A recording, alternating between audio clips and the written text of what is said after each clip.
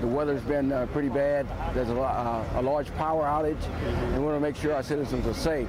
There are a number of citizens that we have that are on special medical devices that need our assistance, and we're going to check on them also.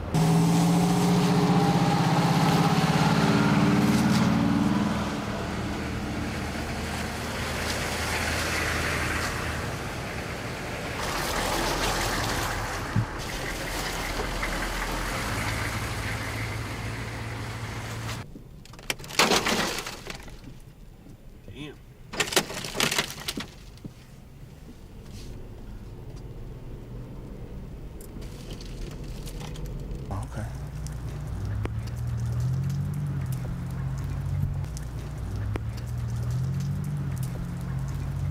The electric is out, you know, and ain't no hot water, so we're just trying to do the best we can.